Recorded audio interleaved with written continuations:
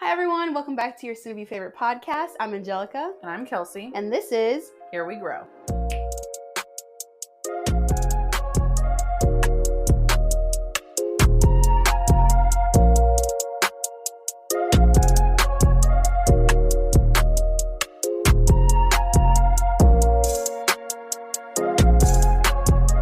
Again. Pull the lever conk. That's what I'm looking like, Yzma, with my 3 eyelashes left. Dude, With your 3 eyelashes. I understand how people get addicted to this.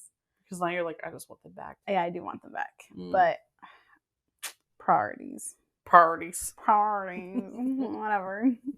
All right, well. Pretty good. What's up, besties? Hey We're guys. back. It is episode 23. We're keeping the spooky vibes today, as you could probably already see on the title. I think we'll probably do spooky stuff. All month. All month, yeah. I think we only have one more episode this month, though. Lucky you. Lucky you with your spooky episodes. And then we're going to have another guest on soon. I won't say who yet, but we're going to have a guest on, I don't know when. Soon. 3 weeks? He did say next week, so it might be next week. So our last spooky episode might have a guest on it. So look forward to that. And I just said he, so you know it's a guy.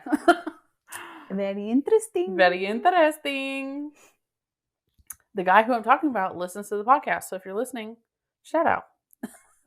Shut up. You know who you are. No one else does except us. Did you want to start with your owl sighting? Yes. So I was walking my dog and I had seen a bird, what I thought was a bird, land on a tree. And it had like a really, really big head. And I was like, that bird has a really big head. That's a big ass head. That's a big-headed ass bird. Big head. Big ass headed bird. B-A-H-D. Bab.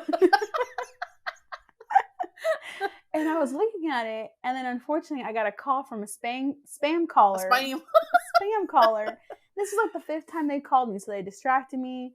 Whatever, I'm continuing to walk Bolin. I turn the corner, and Bolin and I both turn around because we're startled because we heard the bird start hooting. Yeah. And that's when we're like, that's not a bird. That's not a bab. That's an owl. That's not a bab. That's an owl. And then I try to record it, and then as I'm recording it, it just looks like a fucking cat in a tree. Like, it does. There's no way no one believes me until you hear him hooting, yeah. Hooting. Hooting. Well, then I looked up, like, what does it mean? Because, I don't know, have you ever seen... No, I've never seen an owl. Yeah. And it had like, the white chest and everything. It was really nice. And there's quite a few reasons why one would see an owl. Obviously, like, do you proximity. believe in this? Well, proximity yeah. And, like, does it really have an actual meaning? Yeah. Probably not. But it's still fun to look it up. Yeah, when I Googled it, it took me to this one article that had like 10 plus reasons, and it landed me on number 4. Mm-hmm. And number 4 is like my lucky number. Like 4 is my number. So I was drawn to it. He's licking his paws or something.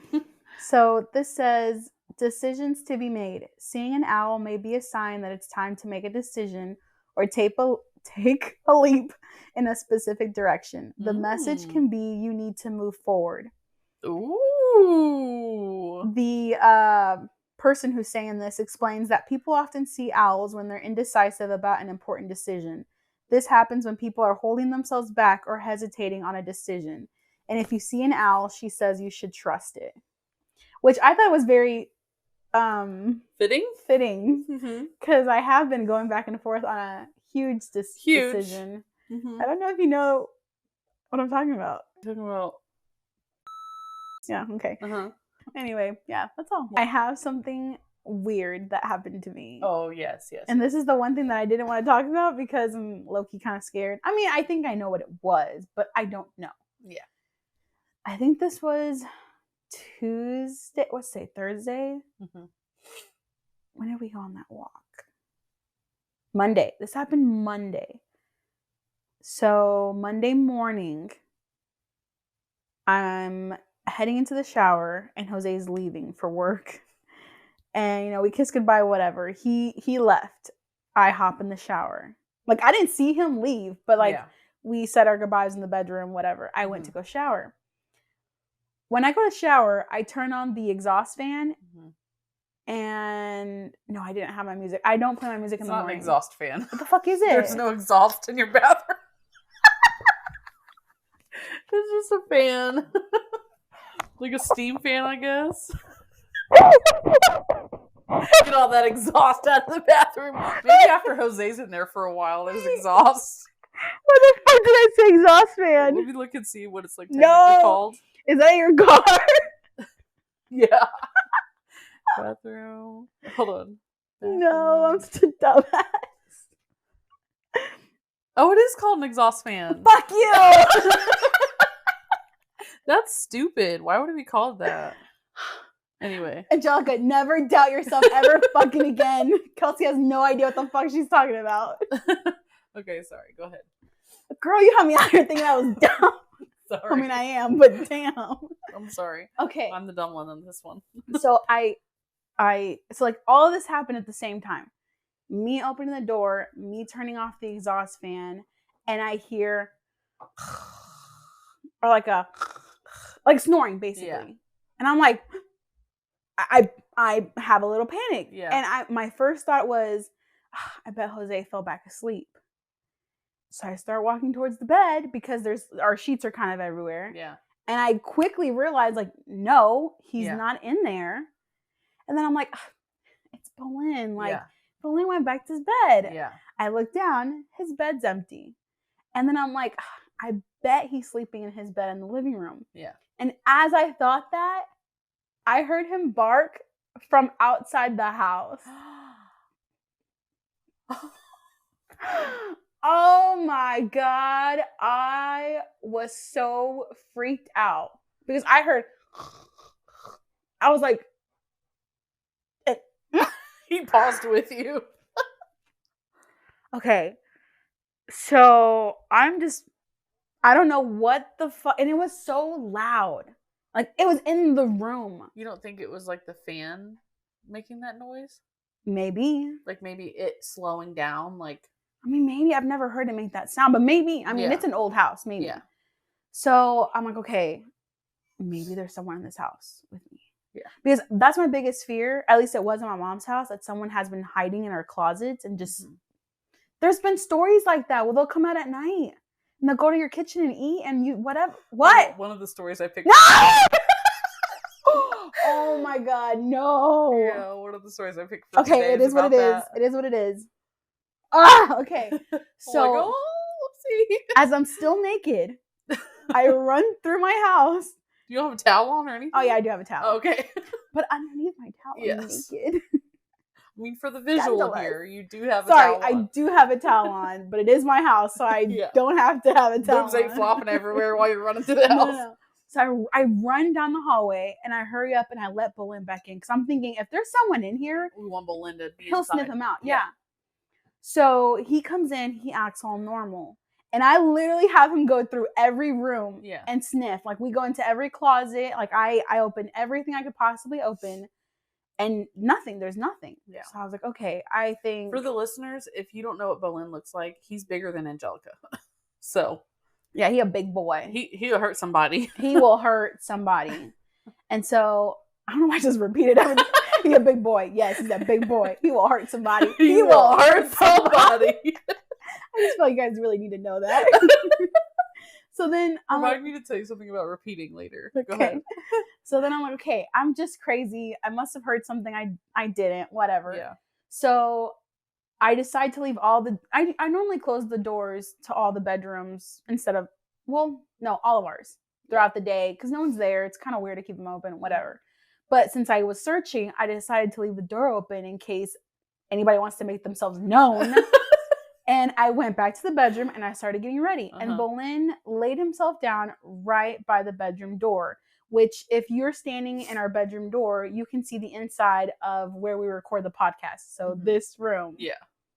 So I'm just looking at Boleyn and then I start getting ready. I look back at Boleyn because he has now lifted his head up, lifted one ear, and then turned his head directly to look at this room. And I was like, shut the fuck up right now. I have my phone in my hand. I'm so ready to call Jose back and Yeah. tell him to come back home. Yeah.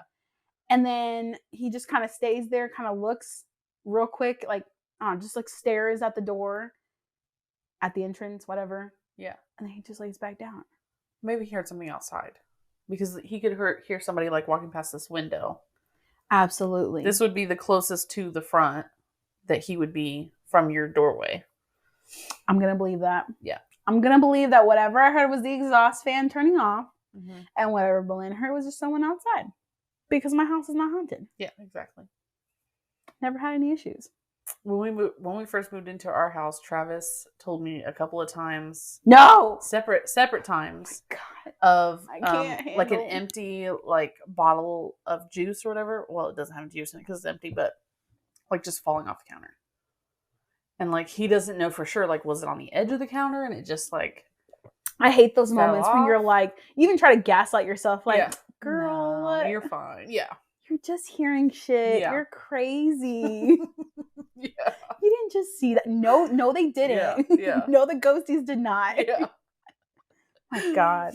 Okay, so I have a few things. Okay. Unless you had more. No, that's it. Okay.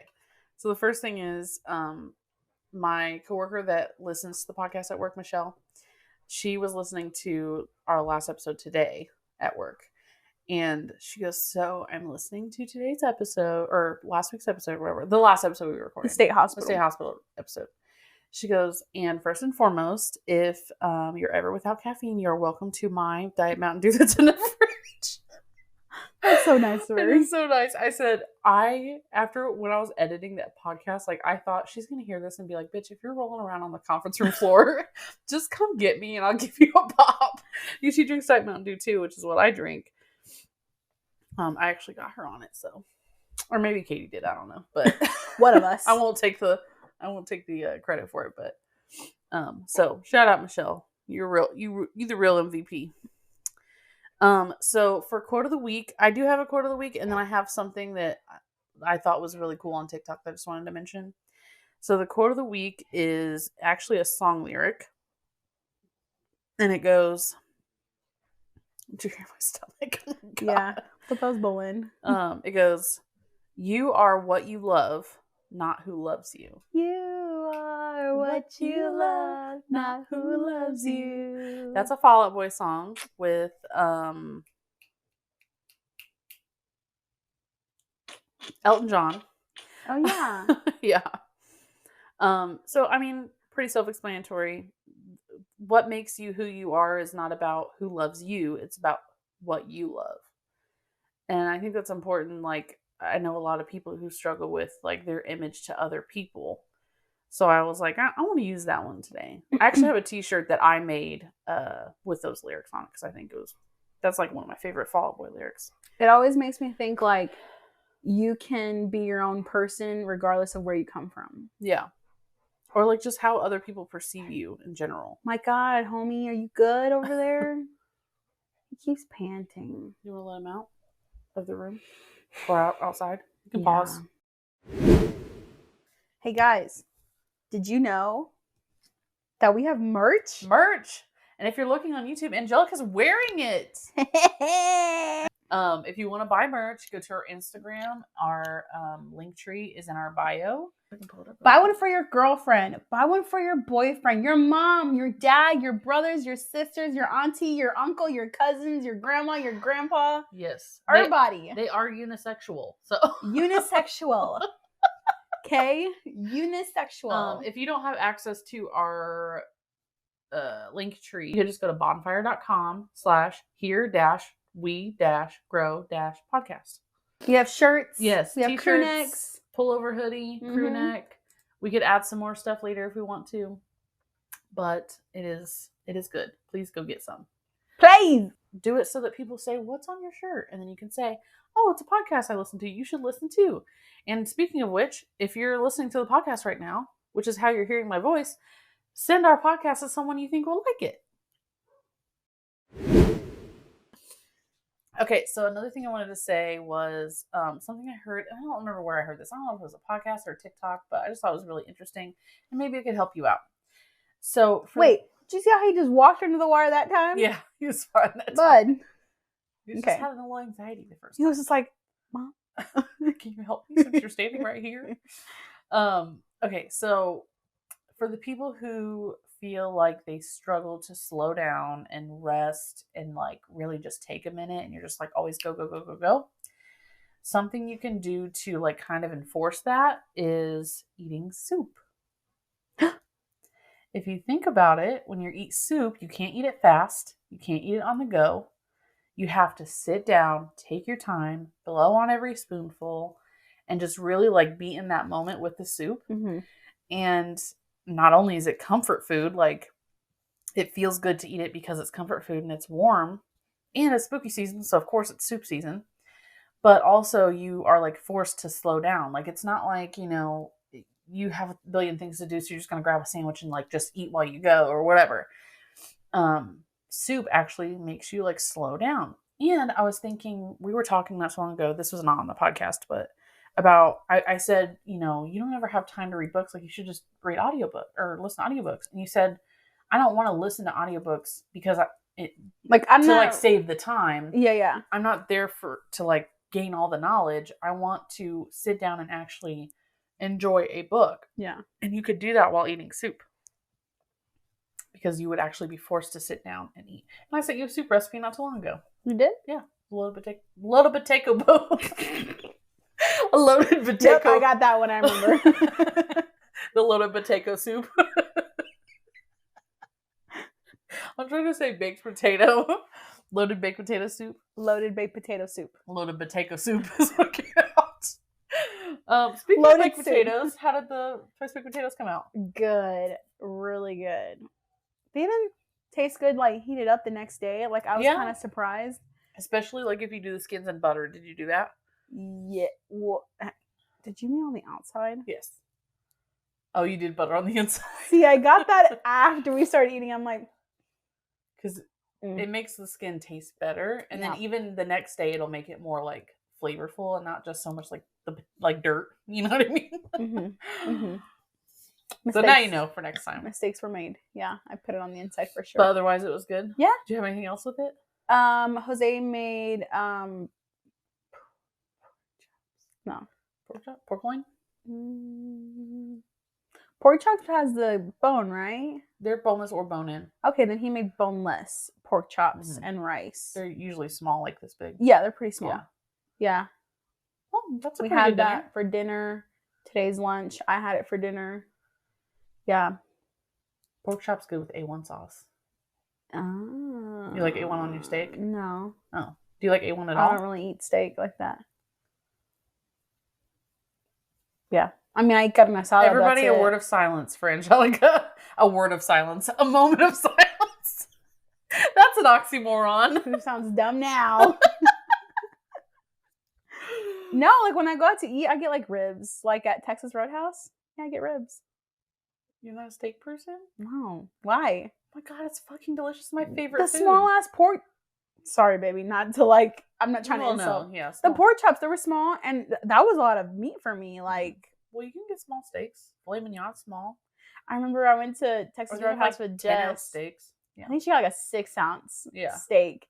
And I was like, excuse me, where's the rest of it? Like, yeah. I literally thought they gave her like half of it. Now, I will say, normally when I go out to eat, I don't order steak because I feel like they're overpriced and I can make them just as good at home. So, like, if I'm craving steak, I'm going to make it at home because I can make it just as good. Like, I'll get a good cut, like a ribeye or a New York strip. Yeah. Or at the very least, a top sirloin. And we know how to, like, season it well and, like, cook it on the grill well till where it's like a restaurant. So, I don't order steak from when we're out. The last thing I had to say was back when you were, like, repeating what I was saying. So, I tell Travis sometimes, like, you sound like Angelica on the podcast, like repeating your words. I just need to make sure it gets out there. So the other day... it comes from being a second child, middle child, not being heard. I bet. We also said that we thought it was your OCD. Like you didn't say it right the first time, so you have to like say it again. It's getting worse. So not so long ago, like maybe a week ago, we were in bed, like, about to go to sleep, and we were just getting really silly and like just kind of like slap happy. And he said something he like plopped on the bed and he goes, one of these days this bread is going to break or something like that. Yeah, this bread is going to break. And of course he meant bed. But so we start cracking up laughing about that. And then I said something, and you know how like if you're annoyed, you go like you smack your teeth. He stuttered the smacking of his teeth. I'm sorry, what? So he went to go do that to me, and he goes. I'm like, did you just stutter the smacking of your teeth? And we just mocked that for like the next 15 minutes, just cracking Like, up. did it get stuck on his lip? Like, what happened? I don't know. He cannot explain it to me either. He's like, I'm like, did you just smack your lips at me 3 times? What the hell? But yeah, that was really funny. That's the last thing I had. Okay. We can get into our stories. Okay, so we've got scary stories from Reddit. Well, I have scary stories from Reddit. We're going to take turns reading them. Okay, this is the one that I said about that you weren't going to like. So I'll read it. Okay. Okay. The title is Horrifying Quarantine Experience. I was upstairs in my room one night playing video games with the volume really loud when I thought I heard noises coming from downstairs. I muted the TV and listened closer. Nothing. I resumed playing the game for another hour when I heard it again, only louder. I was sure I heard it this time and was a little freaked out. To assure myself, I went downstairs to the basement where I thought I heard the noise coming from. Problem number 1. You Don't wouldn't go go check it out? Not in the basement. Oh, no, not in the basement. If it was downstairs in my living room, sure. What would you do? Stay upstairs and call my husband. I would leave the house. Yeah, maybe leave the house. I would leave the house, probably call the cops, Yeah. honestly. Yeah. Just depending on like how sure I was that it was like a person. Yeah. I went downstairs. Wait. As soon as I opened the basement door, I was hit with a cold breeze. I went downstairs and saw the window wide open. I was 100% sure I had closed and locked all the windows in the house. I was ready to make a run for it when something stopped me. Oh my God, they were saying when someone stopped me. I turned around and for the first time noticed the closet door was slightly cracked open. I stood for what seemed like 30 minutes in front of that door, debating whether I should open it. I moved closer and put my hand on the doorknob. All of a sudden, I heard a creepy crackle coming from inside the closet. Huh? I have never run faster up a flight of stairs before. I locked the door and called the cops, who had an unusually fast response time. They came in and searched the house, and not even 5 minutes into their search, I heard a gunshot from downstairs. A few minutes later, they came out with a deranged-looking man, probably homeless. They put him in the back of the car and told me that they had opened the door and the man was holding a gun, shot at them, and missed. He luckily missed, and the cops disarmed him and arrested him. That could have been him. The scariest part was how close I was to opening that door and likely being murdered. Bruh. I would have so many issues after that. Yeah. I feel like I should read all these because your reactions are the best. Okay, go ahead. Okay. That was a short one. I have some long ones. Oh my God. I mean, like... never mind. I'll go into a tangent. That's terrifying. Well, I was going to say, like, it sucks that, like, I'm not sympathizing with him, like the homeless man. Like, It sucks that he would feel the need to do. Yeah, like, be in that position to... Golly, it's... Yeah. Sad. But also, bro, you're holding a gun. You almost murdered someone. Yeah, like... In their own home. In their own home. No, it's fucked up. In their own home. Yeah, never mind. Never mind. I take it back. Okay, next one is called Keeping a Friend Company in the Country. You gotta say country. Country. This one's pretty long, so I'm going to try to read it fast. Okay. Okay, get ready. Everybody spooky? Where my titties go? They don't know what you're talking about. You can blow this on YouTube, right? Yeah. Okay. Not my titties, just well, so for the audio listeners, titties? Angelica's holding a pillow that's of boobs. And I was just holding it, and then when I got up, I put it to the ground. Yeah. Put it to the ground. Put it to the ground. Dropped it to the ground. English is not my first language. It's not. Stop. Sorry. Okay. I'm a girl, and this happened when I was 20. In the early 2000s. people use landlines and cell phones were not unlimited. So it was like more landline time than cell phone time. Wait, she's 20? Yes. And she remembers. She was 20 when this happened in the 2000s. Right. Early 2000s. I was like, wait a minute. Yeah. This happened in a town about an hour away from Sacramento. My friend was house sitting for a family that her family was friends with from church. She was to sit in the country just outside house sit in the country just outside of town for a week. They had animals, blah, blah, blah.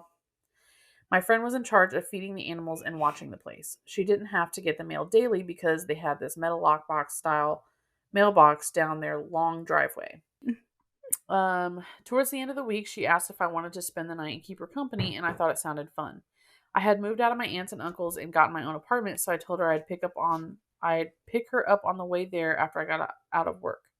We got there around 9:30 p.m., grabbing dinner on the way. We went into the barn first thing and fed the animals. It was late for their dinner, and they made their hunger known with the animal noises. We made sure they had water, then went inside. That was like too many details. The house was this big ranch-style house, single story. There was a long hallway directly to the right of the entrance that led to where the bathroom and bedrooms were. Straight ahead was a dining area, blah, blah, blah. As it got later, she turned on the house alarm and said she didn't like sleeping in other people's beds, so she had been sleeping on the couch, then offered it to me. She would sleep on one of the two huge recliners that reclined so far back it was almost flat. The chairs were really comfortable, so I said I'd take the chair. I went and laid back in the chair with my blanket. We turned off the TV and were talking for maybe 20 minutes in the dark when the motion sensor floodlights started shining through the window, lighting up the room. Now, I really have no idea why people in the country think it's okay to not have curtains or blinds, because to me, that's insane. We both got quiet, and Amanda says, maybe it was one of the cats. Then we start hearing gravel crunch, like a person walking across gravel in the parking area outside. My chair was closest to the window, and I slid carefully down to the floor, clutching the stupid blanket the whole time. The floodlight timed out, and my friend slid to the floor too. We laid on our stomachs in the dark, not knowing what to do for a single minute. When we heard a loud bang, and all of a sudden the house alarm started blaring, and the floodlights turned on again. What are floodlights? Like motion sensor lights outside. Okay, kind of like the ones we have in front of the house. They're shaped like a cone. Like the head of it's like this big. Uh-huh. And they're like emergency lights in buildings that have like a backup emergency light if the electricity goes out. And he's scratching. He's like doing like this. We're hearing noises. Not. Okay. So the alarm's going off. The house alarm's going off. Like it's something, they've been breached. Okay. They've been breached. It was so loud we covered our ears, and I started to panic. Oh my God. I swear I've never been so close to peeing my pants in my life. I began crawling towards the keypad for the security because I've seen the commercials. There's a button you push and a person responds to you in case of an emergency, or at least sends the police. The main screen says patio 1 of 2 open. Amanda starts to cry a little and hits the call assistance button on the pad, and nothing happens. There's no assistance. I ask her where the phone is, and she says there's a phone in the kitchen and one in the parents' room down the hall. So our choices are to go to the kitchen, past the windows, and next to one of the patio doors, or to go down the hall to the parents' room and use the phone there. I ask her where the other patio is, and she said it was in the daycare part of the house. It was an easy decision. We go inside the parents' room, and it's pitch black. I ask her where's the phone, and she says, I think we have to turn on a light. I really don't want to turn on a light, but have no choice. I don't have a flashlight, and I didn't bring my cell because I had limited minutes. It was a simpler time, and Amanda didn't even get her own cell until this happened. She turns on the light, and we start looking around the room. Not only did these people not have curtains on any window, but they didn't even have closet doors. We see a golf club leaning against the wall by the bed. They probably have it instead of a baseball bat, which is what I had next to my bed at home. We figure if we hit someone with it, it's going to leave a mark. She grabs it, and we continue our search for the phone. Looking at the obvious places, we found a cordless phone stand minus the actual phone. What? The alarm is still raging. We have a light on, and the person who opened the patio door is bound to notice it, is all I'm thinking at this point. She asks, should we use the locate phone buttons? I looked at her and respond, yeah, if you want some strange guy coming in here with it and asking if we're looking for something. I am getting mad that I am scared and in this situation. I'm getting mad that I'm scared and in this situation. Standing there, knowing that we have to go to the kitchen, the house alarm stops. It gets country quiet. If you've lived in the country, you know what I'm talking about. There isn't another golf club for me to grab, so I make her go out first, flipping every light on and keeping the doors we pass in the hall closed. We double check the security panel and it still says patio open. Hit call button and it still doesn't work. Double checking the front door is locked, we start for the kitchen. I tell her we have to check the patio near the kitchen, and I grab a big knife that wasn't even close to being sharp from the kitchen. We check the patio door near the kitchen, and it's locked. We turn on all the lights and grab the phone and dial 911. The phone isn't a cordless phone. It's one of the old ones with the cord attached on the wall. My friend is on the phone with the dispatcher telling her what happened, and I hear a whistle coming from outside the kitchen window. The thing people don't think about, because I didn't in my thinking that safety was turning on the lights, is while you have the reflection of the inside of the window, people on the outside have a clear view of you, unless you press your face against the window. I hear the whistle again. It sounds like someone trying to get someone's attention kind of whistle, but I don't see anything outside, and I'm not pressing my face to the window to see if I'm the person they're whistling for. My friend is still talking to the dispatcher and is crying and saying she doesn't have the address to the house. She hands me the phone and I say, hello. The dispatcher lady, who sounds annoyed, tells me she needs an address to send police to. I ask that she trace the call, and she says something like, you're house sitting and you don't even know where you're at? Girl. Scared and angry and overwhelmed, I hand the phone back to Amanda and start looking for something with an address in the kitchen. I'm looking for it in the junk drawer, on the counter, on the refrigerator, fully keeping an eye down the hall that has the daycare rooms, knowing that on the other side of one of those doors is a patio door that is opened. Amanda tells the lady that she doesn't pick up the mail because of their lockbox, and then a few seconds later removes the phone from her ear and stares at me with a blank face. I ask her if they're tracing the call because I cannot find anything with an address. Amanda says low, she said, I hope the police find you in time, and hung up the phone. Wait, who said The that? dispatcher. Oh. I was so scared and angry at the same time. We knew that there was people outside. We knew that the patio door to the daycare area was open. We did not know what to do. We stood in the kitchen silent for what seemed like forever, but probably 1 minute. I picked up the phone and dialed 411. I told Amanda that they would have the number to the police department. As calmly as I could, I explained what was happening to us. I included the 911 dispatcher and said we really needed the phone number of the town's police department, when we heard a huge metal bang outside the kitchen window by the patio door. It sounded like someone dropped something metal and heavy. Amanda started crying, and I couldn't hold in my fear anymore and started crying too. Whoever was outside was going to break open that patio door, is what I'm thinking. The 411 operator said they were connecting us and would stay on the line with us after getting pissed at the 911 dispatcher on our behalf. Yeah, what the fuck? A police officer answered the phone, and the 411 operator started explaining what was happening to the police, and then they were asked to disconnect once we had established connection. The police asked a few questions, and we heard the whistle again outside, and floodlights all around the house turned on again.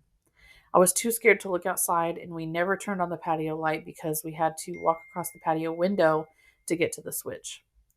We told the policeman on the phone about the whistle, and he said that there should be several policemen showing up shortly and to stay on the phone. We were outside the town limits and knew it might take a few minutes. Having an officer on the phone made me feel a little better, but I was still really scared. He told us that the police arrived and were coming up the drive. The policeman said to put down the phone and open the door, so I did. What I saw was a police pickup truck with spotlights flashing into the pastures that ran along both sides of the drive. 2 officers, not with handguns, but with shotguns, walking slowly beside the truck as it came up along the drive. 4 officers approached the house, asking us our names. One went to the phone and said they were here and hung up the phone. They ordered us to stay in the dining room and began searching the house. One by one, they returned. The last one came back in through the patio door by the kitchen. He said he searched the barn and the horse scared him, and the horse also looked spooked. He asked what other animals were in the barn. They told us they didn't find anyone and that the daycare patio was not locked. There was, however, a broom handle in the track to prevent it from being opened too far. I looked at the patio door that the officer entered in and saw that there was not a broom handle in that one, then felt dumb because he just walked through it. They lectured Amanda about not knowing the address of the house she was supposed to be responsible for and other stuff I don't remember. After finishing statements, they said to stick around and look more. They'd stick around and look more, and if we wanted them to leave, we could. If we wanted to leave, we could. They could lock the bottom lock. I don't know why it says but not activate the alarm, and we were cool with that. We were out of there so fast. We got into my car and went to her mom's. So mentally exhausted, we fell asleep, and I went to my office job the next morning. She said she didn't want to go back to the house, but she had to feed the animals their breakfast. That afternoon, she called me at work. She was really nervous and began telling me that when they went into the house, there was footprints in the poop on the carpet. I said it was probably the cop that checked the barn. She said that she didn't know or pay attention. Also, she said that when they went into the barn to feed and water the animals in the morning, someone had tied all the rabbits' legs together in their hutches. Sorry, what the fuck? What? How the fuck do you tie rabbits' legs? They had 10 rabbits the kids used for 4-H. Amanda then... Wait, you mean like with string or something? I don't know. See, because my dumbass head went to tying the two legs together. And I'm like, wait a minute.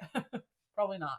Probably not. But yeah, what the hell? Amanda then continues to say there was a note with the word lucky scribbled on the back of a pizza coupon she thought came from the refrigerator door because the flyer was missing a coupon. It took a while for them to untie the rabbit's legs, and Amanda asked her mom to find someone else. Oh my god, did he chop off one of the rabbit's legs? One of the rabbit's foot for luck? Oh. Huh. I mean, she didn't say she found any animals with their legs cut off, so... Or blood. Yet. True.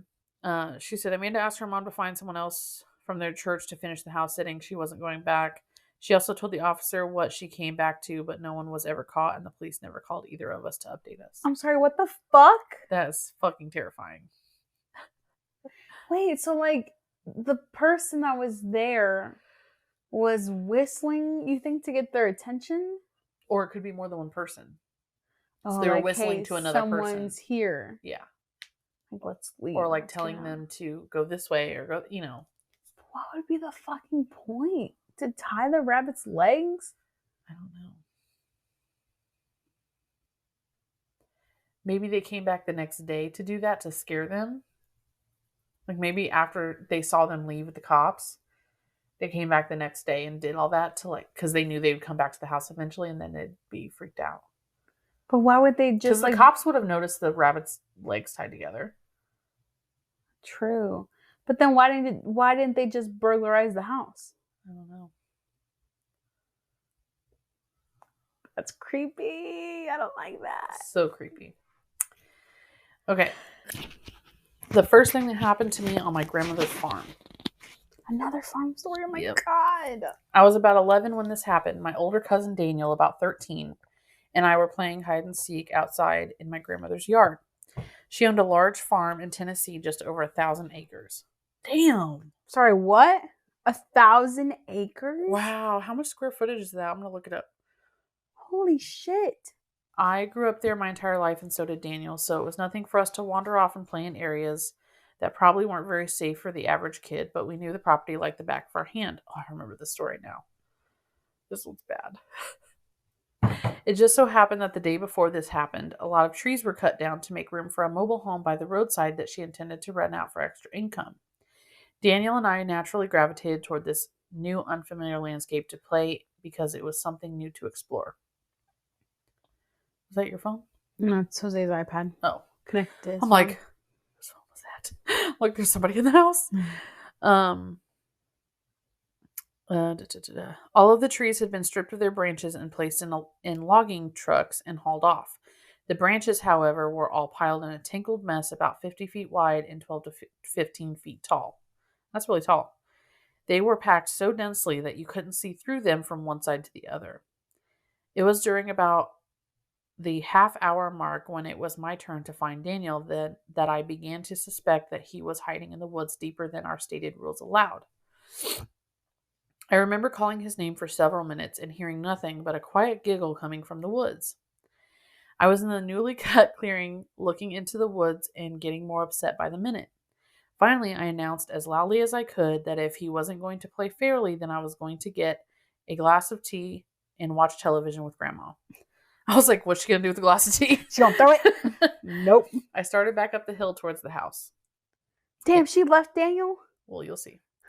It was at that moment I was walking past the brush pile, basically centered beside it, that I heard an unfamiliar voice. You gave up quickly. I stopped. I called out, Daniel? It didn't sound like Daniel, but the voice responded, Yes, I am Daniel. No! I'm inside of the limbs. Oh, no. This one really gives me the creeps. How old is she again? 11? 11, and he's 13. Oh. Okay. It gets worse. Oh, God.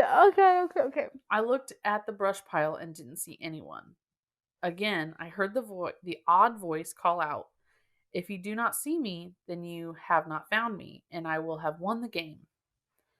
I stepped closer and yelled out to the voice, Why are you talking so funny?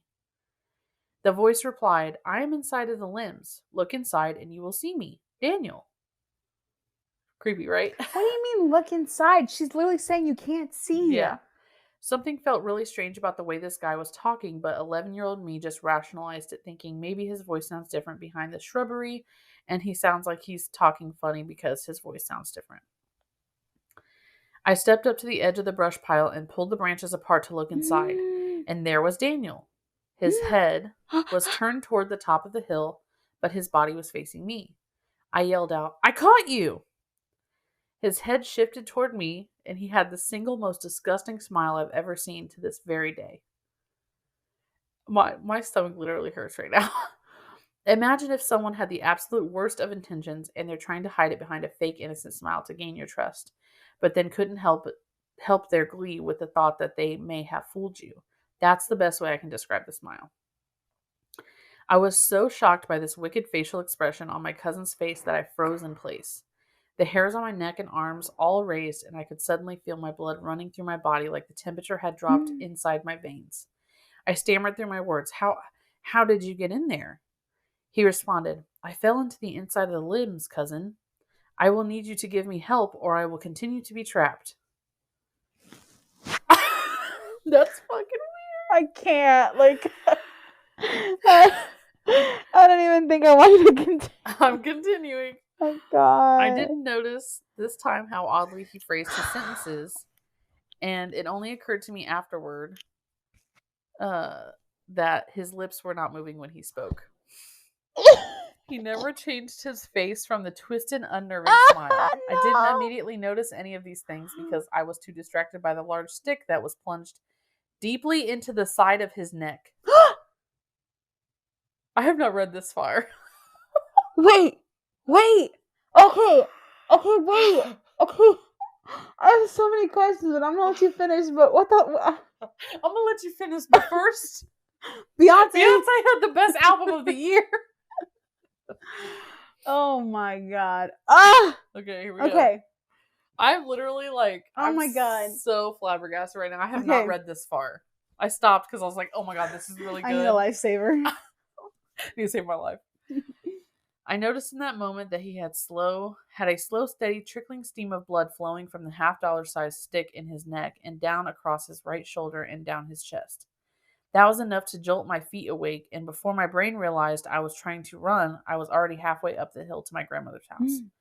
When I burst through the door to my grandmother's living room, Daniel was curled up in a ball on the couch and crying hysterically. What? I gotta go. I gotta put me first.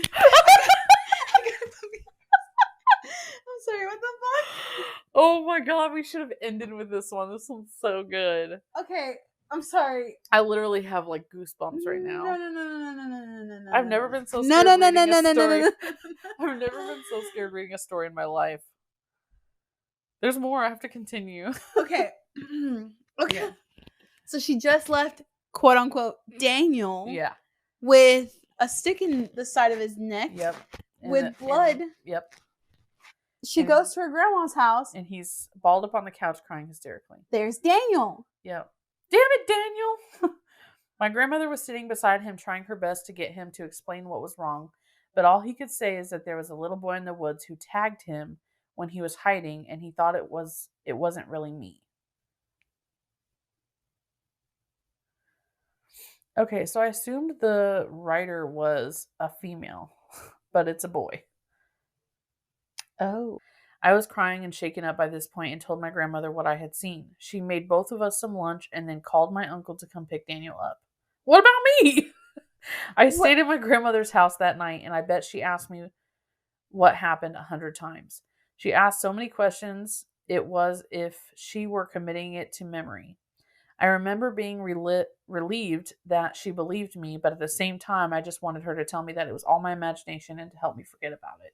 They're 11 and 13. Yeah.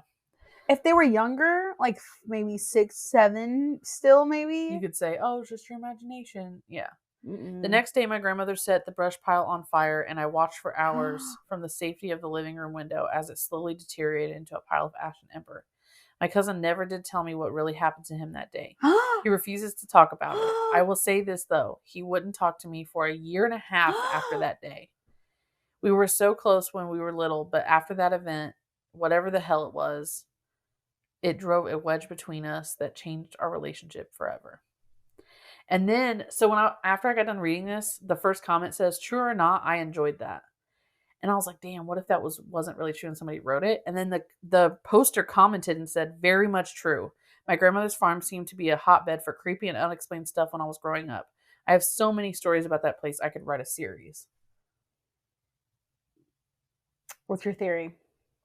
I think it was real. I like to... Well, yeah, but like, okay, if it was real, like, what do you think it was? So on Creeps and Crimes recently, they were talking about doppelgangers and mimics. No. Sorry. You asked for my theory, and then you rejected immediately. It reminds me of that one movie, Jordan Peele movie. Oh, Us. Us? Mm-hmm. Oh, God, that really freaked me the fuck out. Yeah, so, so if I saw a doppelganger of myself, I would literally... jump off a bridge? Yeah. Yeah. I would not be able to live knowing that. There can only be one of us. You can have it. Yeah, that's all you, bud. All you, bud.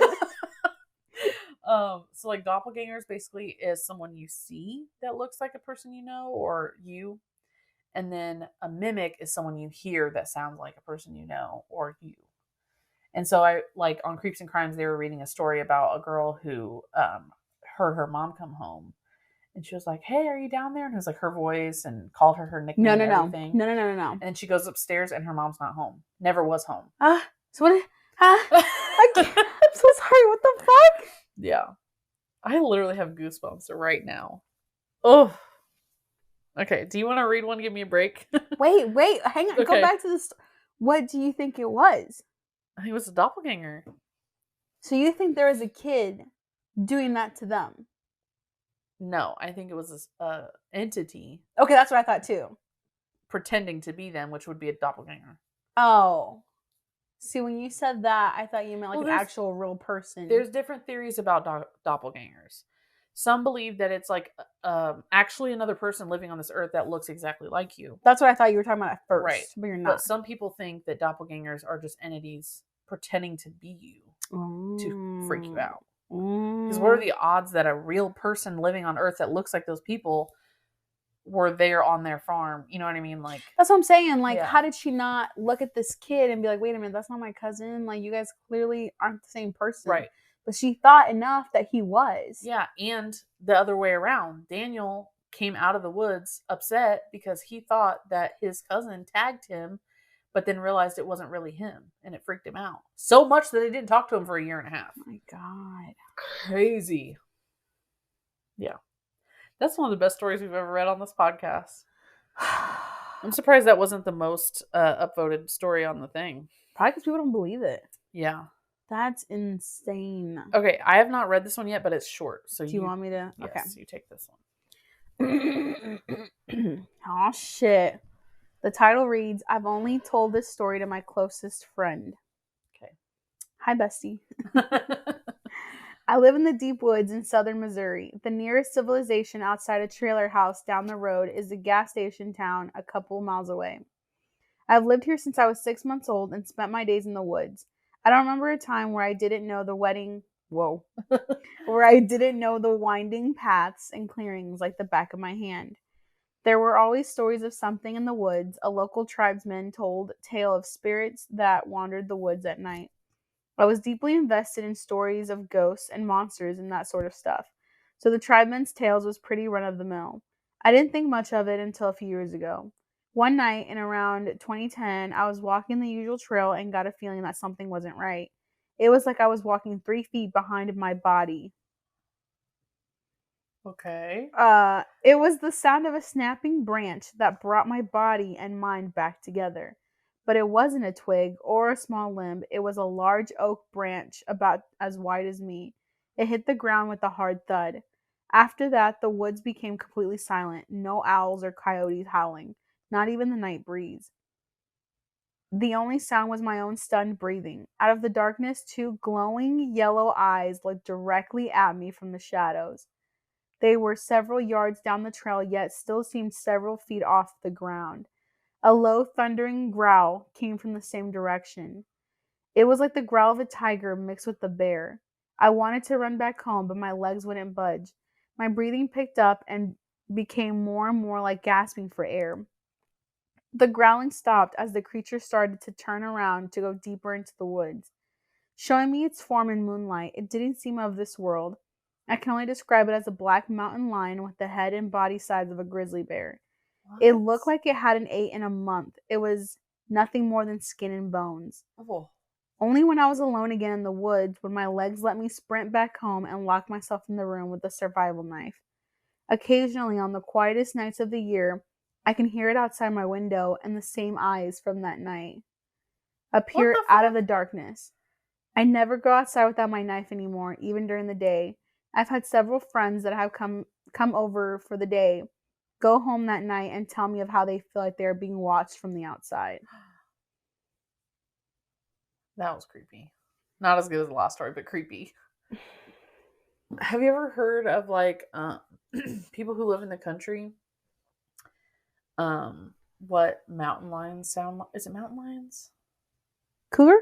No, mountain lions. Oh. What mountain lions sound like when they are like out in the woods, like calling out to each other? Oh my god. It sounds like people screaming. Let me play it for the podcast. No! Okay, might as well. No! Bobcat. Bobcat sounds. Screaming. Bobcat. All right. It's like 10 o'clock. At night? And hearing something weird out here. Just one shriek, and that's it. I swear my neighbors are trying to find it too. There it is. What is that?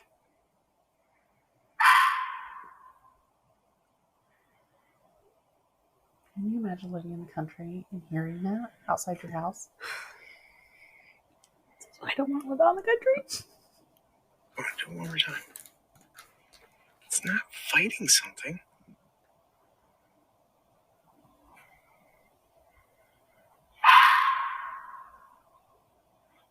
That's terrifying. They're calling out to one another? Something. Or Terrifying. Let me look up why they do that. Why do bobcats scream? It's a mating call. well, that's one way. This bobcat call is one often described as sounding like a woman screaming or moaning in agony. Sorry. Yeah, I can see that. That is fucking insane. Yeah. And no the fuck thank you. Before we get into another story, I'm going to poorly explain the history of the Ouija board. So it starts in 1890 Elijah Bond and Charles Kennard. If I remember correctly, Charles Kennard was a businessman who had a lot of failed businesses. Like he had to go bankrupt. Like he just was not doing well over and over again, failed businesses. And during this time, they claim, they being like people who wrote the history about this, that in the UK and starting in America, there was this wave of like spiritualism where people were trying to connect with the dead. And there was even a famous sisters, I think, that had quote unquote successfully contacted the dead by like using knocks on the wall. And like this was like in the news and the newspapers and stuff like that. And so because this was gaining popularity, I believe it was Charles Kennard, he went to his friend Elijah Bond, who was a wood maker, woodsmith. I don't know what they're called. He like can make things with wood, like craft things with wood or whatever. And he was like, let's make this game. Woodsman? Woodsman, maybe? Workmanship? Woodsmanship? I said workmanship. Oh. He's Workshop like, man. He's like, let's make this game. Carpenter! Oh my god. Carpenter! Right? Yeah, I think so. Yeah. Anyway. Um, That's what Jesus' daddy did. yes. So he made the Ouija board. No. So they're like, yeah, let's make this, whatever. So they marketed it as a game. Marketed it? Is that what I said? But why did they do that to begin with? Like they wanted to like copy like the wave of spiritualism where people were trying to figure out ways to communicate with the dead. That's fine, but why advertise it as a game?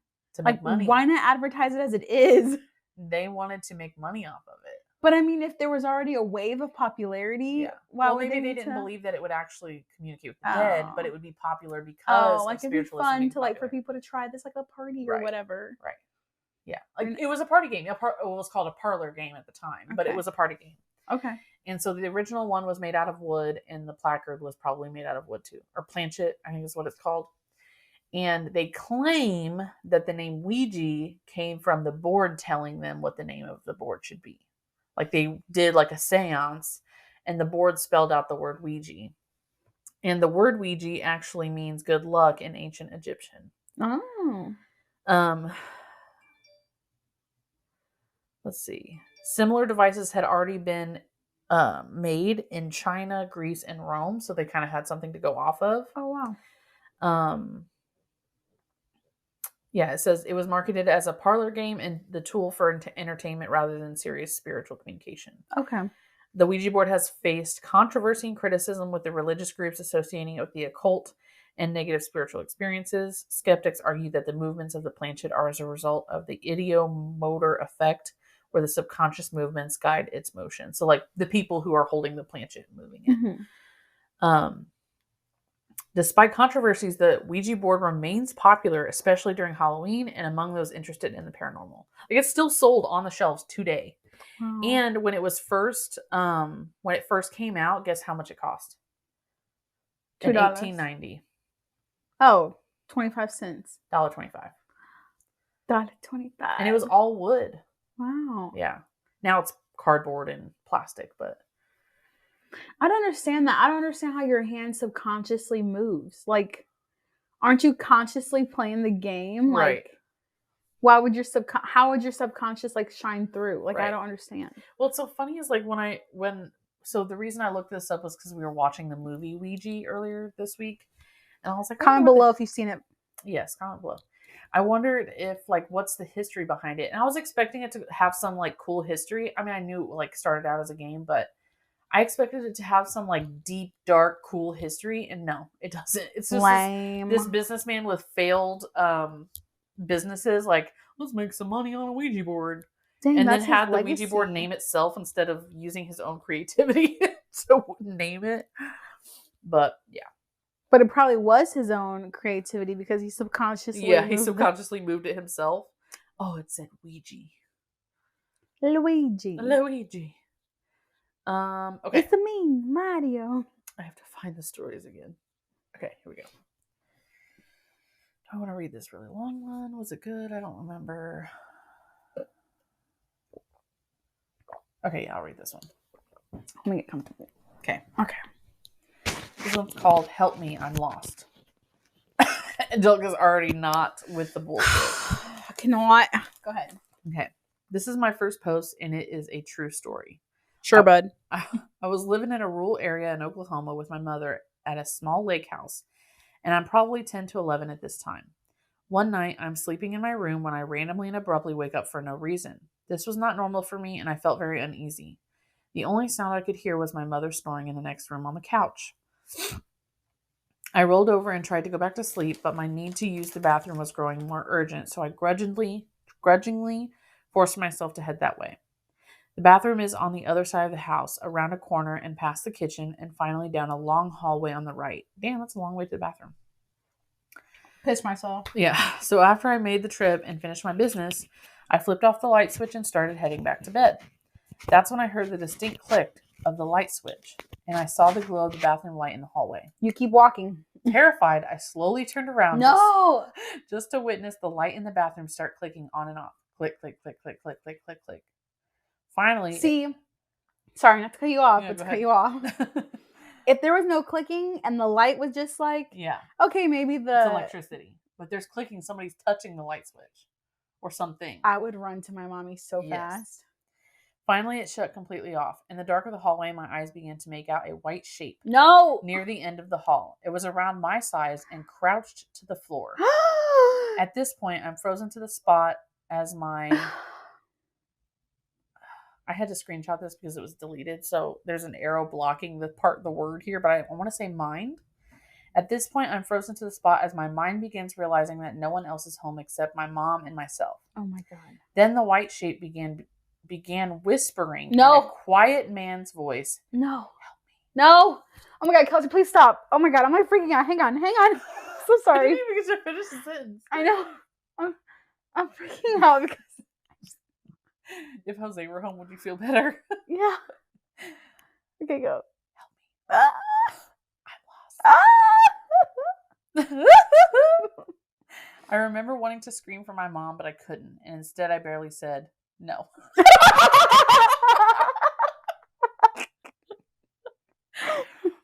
Fuck you. Oh no. Oh no. Oh no, no, no, no, no. Oh no. Oh no, So I'm gonna go back to that sentence. No. I remember, let me get through the sentence, okay? I remember wanting to scream for my mom, but I couldn't, and instead I barely said no before this thing starts running at me on what sounded like all fours. No. I quickly ran through the kitchen and around the corner before running to my sleeping mother, shaking her awake. I remember saying, "It's coming, it's coming." And my mother's eyes going from dazed to alert in an instant. She asked me what was going on, and I saw her eyes look over my shoulder before she screamed. No! Stop right now. Oh God. I've not read this far into this story. I can't. I'm literally... This is gonna make such a good TikTok. I'm gonna have so many nightmares. Okay, let's take a deep breath. For all the listeners, take a deep breath. Oh my God. Okay, here we go. Okay. Remembering her scream still makes my blood run cold. Never had I heard pure terror like that in my life, even to this day. She grabs me by the arms and pulls me into my room and slams the door. She holds me in her arms with her back pressed against the door as we listen. It sounded like this thing was running around in circles in the kitchen. We could hear hands and feet slapping against the tile. The kitchen had a sliding glass door to the outside, which sounded like it was thrown open and then slammed. We sat there horrified until daybreak. Can you imagine sitting there? I would have called the cops. Well, I mean, cops wouldn't have been able to do anything, but still I would have called the cops. But what if this was back then? Yeah. Back then, Back then in the old times. Before, cell phones. CC. Before cell phones. Yeah.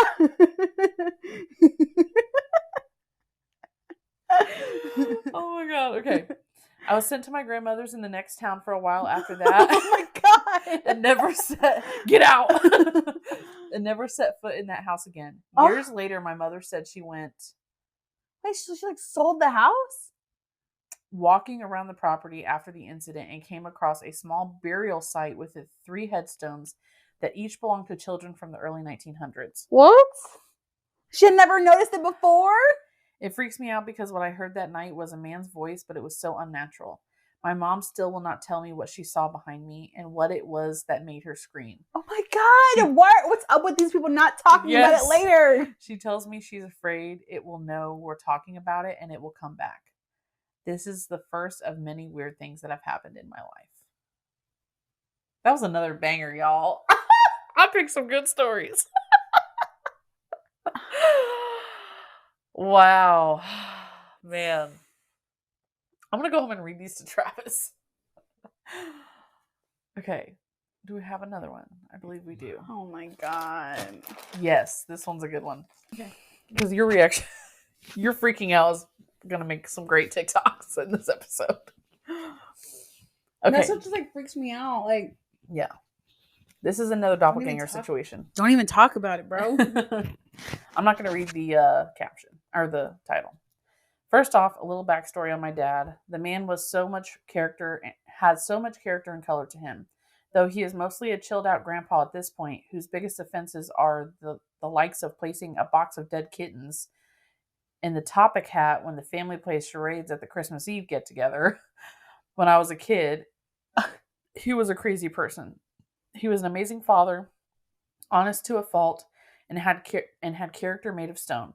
He apologized when he felt he was wrong, and he would sit and cry with you when things were eating away at your self-esteem. However, as much as I owe him my morality and compassion towards others, I also owe him my extremely demented and nothing is sacred sense of humor. The man got more joy from life in tormenting his children than anything else. We lived on my grandmother's farm in rural Tennessee. Another fucking rural farm. Tennessee. This is the second one in Tennessee. The first one, the grandmother's farm with the bushes, the brush, the tree branches. I don't know why I couldn't think of the word. That was in Tennessee. And when the power would go out, which happened a lot in our area, he would dare me to run to the mailbox and then lock me outside. What? At 10 o'clock at night when I'm about 10 years old, and he would laugh so hard I could hear him over my screams while I banged on the door from the outside pleading to be let back in. He was the type of dad to wake you up in the morning by revving a chainsaw, change the locks in the house to make you get ready for school at 2 a.m. Clocks, not locks. Clocks in the house to make you get ready for school at 2 a.m. Wait, is this child abuse? Right? And stand on the front porch in his tidy whities while you were getting on the bus in the morning and yell, "I love you, I'm going to miss you so bad," in a voice that could only imply that he was suffering from severe brain damage. In other words, he was always looking for a way to scare you, embarrass you, or just make sure you have such a crazy, unexpected experience that you would be guaranteed to remember him forever, and it worked. I love that man. Now, that was needed for context, as this story takes place in my second to last year on my grandmother's farm. I was 17 and had been working a job in my small town, stocking beer coolers and mopping floors at the local gas station. I was driving home from work in my little truck at about 10 p.m. And as I pulled into the driveway, my headlights shone up the hill to my grandmother's house and panned down the hill to the edge of our single-wide mobile home. I stopped immediately, all 4 tires in the driveway, pointing straight to the end of the straight sketch of gravel. I could see my dad. His old flatbed truck and my stepmother's minivan were parked pointing to the left at the base of our trailer. He was standing behind them with his back to my headlights. Our chocolate lab, Cassie, sat at his feet, staring intently at him, paying no attention to the vehicle entering her territory, which was highly unlike her. I only stopped because it was so late and so unusual for my dad to be outside at this time. It was in the middle of the week. He was usually passed out in his recliner wearing nothing but his underwear with the History Channel quietly rambling on about the Civil War by this time. I slowly proceeded down the drive. Our driveway was about half a football field in length, and as I drove slowly toward the bottom of the drive, my dad began to walk, still with his back turned toward me, and stepped behind the vehicles, the height of my stepmom's van fully concealing him. It took another 15 seconds from that point for me to reach the end of the drive, and I pulled my truck in on the side of the flatbed, leaving me the closest to the road. I grabbed my big gulp, which is a fountain drink if you don't know what that is, and got out of the truck. "Dad?" No response. "Dad?" Still nothing. Immediately, I got a bit creeped out, but then thought to myself nearly as quick, this dude's trying to scare me again. He must think I didn't see him. I got down on my knee and peered under the vehicles, his left boot, unmistakable. So his dad's on the other side of the van? Right, she's behind the van, he's in front of it, and she can't see him but knows he's there. So she gets down on one knee to look under the vehicle, sees his left boot, unmistakable. Cassie's back legs and butt right beside him, tail tucked between her legs. I hollered out, "You're doing a crappy job of hiding, Dad. I can see your boot sticking out from behind the tire on the van." I watched as his left boot slowly slid to the right until it was concealed by the tire with the other. Still no response. Jesus. My husband's texting me. I called for the dog, Cassie. Oh, Cassie, called for the dog. She turned and literally scurried beneath the vehicles to get to me as if she was under heavy gunfire. She was whimpering when she got to me and acting very strange as if she was terrified. She was acting how I would only imagine a dog would act if they were constantly beat on and had never seen her behave that way before. When she got to me and I placed my hand on her, you could almost hear her breathe a sigh of relief. She was sticking to my legs like glue, and I was still down on one knee and a bit off balance. She nearly knocked me over. I pet on her for a moment and tried to comfort her, but she seemed like she was afraid of something. With her tail still tucked between her legs, she pushed herself in between my legs as I stood up. It was after seeing how timid and odd Cassie was acting that I decided that I may be misreading the situation and I might need to get in the house. My dad was surely a prankster, but when he was caught, he was caught. He never drug things out once we caught on. He would come out and say something like, "I guess you kids ain't as gullible as you used to be. I'm going to have to start stepping it up a notch." Dad didn't drink much and never got drunk really, but I couldn't think of what the root of this odd behavior could possibly be, and it started to weird me out. I made one last attempt at communication. "Dad, I know you're there. I saw you when I pulled into the driveway. The jig is up. What are you doing out here?" No response. I started around the front of my truck to round the vehicles and walk over to him. Cassie began to panic and whimper loudly, still glued to the side of my ankles, crouched to the gravel with her head darting back and forth wildly. I stopped in front of my truck. I stand there for another moment in silence, waiting for something, but not sure what, and then announce, "Well, I'm heading in. See you in a bit, weirdo." I turn to walk to the front porch, unconsciously building speed as I hit the first step. Cassie drops back and doesn't follow me onto the porch, but seems sort of stand guard at the foot of the steps. Keys in hand, I'm already searching for the deadbolt key. Panic is building in my chest, but I'm not sure why. I hurriedly unlock the door and jump into the house, swing around, slam the door behind me, locking the deadbolt in one fluid motion. From behind me, I hear a voice yell, "What the hell?" I spin around, my big gulp drops to the floor and explodes across the living room floor. There sits my dad in his underwear. Stop it right now! Sitting up Not from a another deep sleep in his doppelganger. recliner. Not another doppelganger. What did you say before that? Doppelganger? Or something? Doppelganger? Oh, I thought you said something else. Oh my god, I would not be right mentally for the rest of my life. Oh, there's a lot left. Okay. I begin to hyperventilate and yell through gasps of air that, "Oh my god, there is a man in the driveway hiding behind the van. I thought he was you. I was talking to him, Dad." I nearly collapsed into the floor.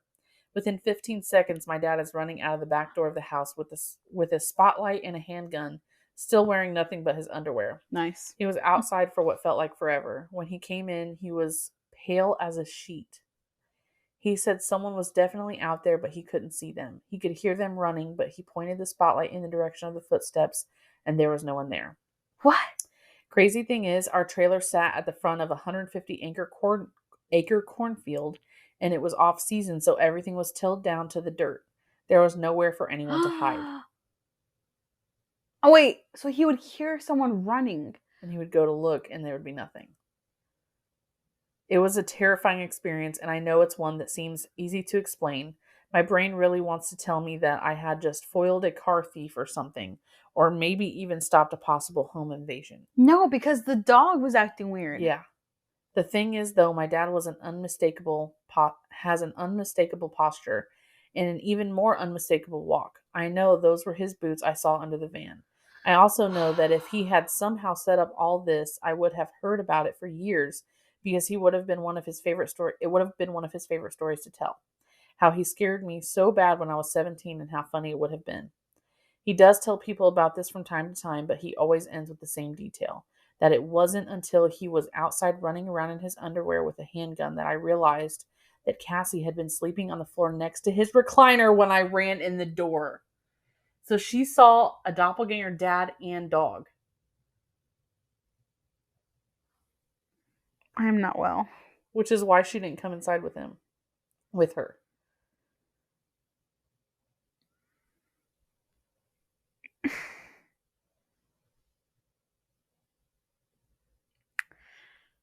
It's shit like this. But see, she said that when she went to go look down and she called out to him, Yeah. he moved his foot behind the tire so that she couldn't see him anymore. So, like, this ghosty. Yeah. Okay, so here's a comment. It says, to me, it sounds like it could be some sort of alternate reality version of your dad and dog, maybe. It probably sounds dumb, but it could explain why you saw both of them. Or maybe, like, back in time, like time travelers. Yeah. That's true. This one says, holy shit, this is terrifying. I truly wonder what the heck happened. I would have had a damn heart attack. Good thing your dad was awesome and also spent a lot of time toughening you all up. You handled that better than most would have. And she said, it seriously messed me up for a bit. After that, if I ever came home and the front porch light was off, I would sit in the driveway and honk until my dad or stepmom came to the door. I only lived in that house about 6 months after that, though. Then I moved to Memphis for 3 months, got homesick, moved back home, and lived with my grandma about 6 months. And then some stuff happened, and she died, and I kind of floated around for a bit. I need to go back to the old farm and take photos of some of the creepier stuff there. I'm a pretty good drive from there now, though. That shit's crazy. Oof. We picked some good stories for this episode. See, that reminds me of the bird situation that I saw in my room. Did you tell this on Stephanie's episode? Stephanie? Scary. Oh my god. So scary. I can't wait to go home and tell Travis these stories. Have you ever experienced something like that? No. Me either. Never. That would freak me the fuck out, though, for months, years. Yeah, like how do you go back to normal life after that? How do you be a normal person after something like that happens? And it's not just her. Yeah. The dad saw something too. Yeah. And like the similar story in the beginning, both those kids saw something. Yeah. It's not just one person's delusion. Yeah. Jesus Christ. I don't know if y'all heard that, but Bolin is tired of our bullshit tonight. He's like, it's time for bed. You better not be up at 3 a.m. That was the deepest sigh I've ever heard in my life from a dog. Yeah, it's quite a bit of those. All right. That's when he lays down on his side and looks like a pig. Yeah, he does look like a pig. Little pot belly. Yeah. Such a cutie patootie. He is a cutie patootie. All right, guys. Hopefully when you see us next, we'll have a guest on. Go and get our merch from our merch store. We'll add some more items to it to give you a little bit of a push. It's good quality stuff. Angelica's already gotten hers. I was a little worried about like the logo being fuzzy around the edges, but it's perfect. Excuse me. Bonfire did a great job. Shout out Bonfire. Maybe you want to sponsor us. Shut up. Shout out. All right, guys. We'll see you next week. Okay, bye. Bye.